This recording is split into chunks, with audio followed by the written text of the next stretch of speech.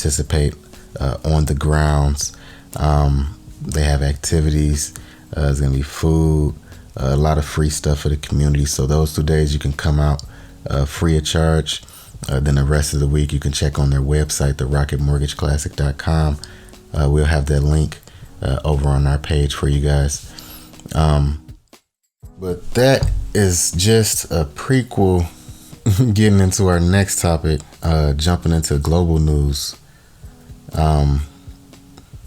Still talking golf, piggybacking off that golf, talking the Live golf tournament merging with the PGA Tour.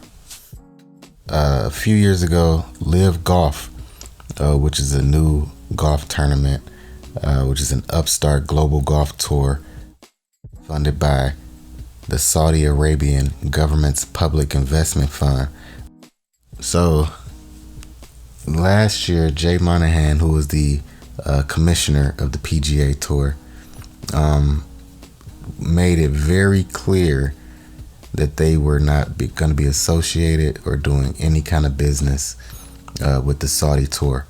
But lo and behold, they have merged.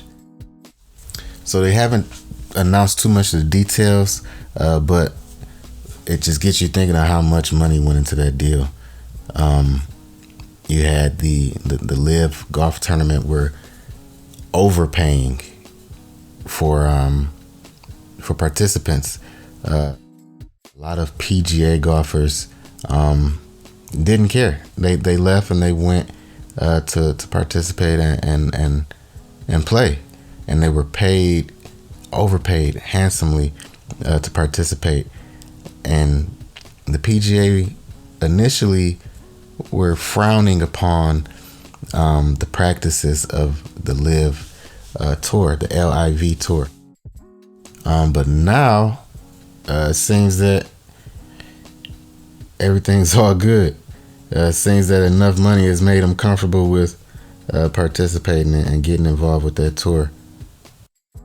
So I kind of wanted to just put that out there to get your thoughts on that little bit of sports news or sports business news.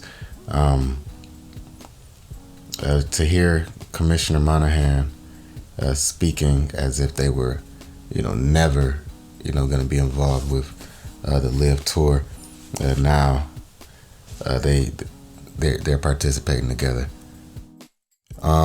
You can jump over to Oxford Cafe Group for a little bit more details on that. So jumping into our last talking point, really quick. Supreme lost over $38 million in revenue last year. The once thriving streetwear giant notched a significant and surprising loss over the past 4 fiscal quarters. From March 22 to March 23, the brand achieved a revenue total of $523 million, and that's according to Business of Fashion. In contrast, the New York-based company notched $561 million the previous year, so that's a loss of about $38 million. The brand was acquired by VF Corporation in November of 2020, and that acquisition was for about $2.1 billion. The equity firm is the parent company of the familiar brands Vans and Timberland. But they still up. I just wanted to touch on that a little bit, just to kind of give you guys an idea of what's going on in the big brand fashion world. Taking a $38 million loss in revenue, but they're still doing about $500 million a year in total revenue, so I wouldn't make a big deal out of that.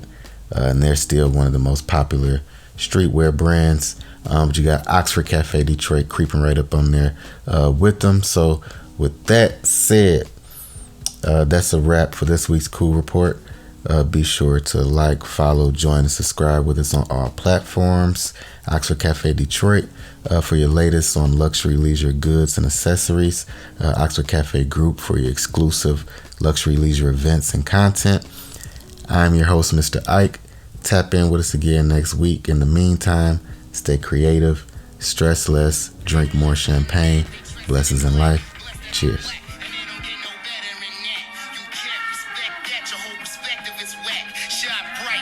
prism, provide the mighty with wisdom. Straight from the soil with dirt, I never give them shit. I deliver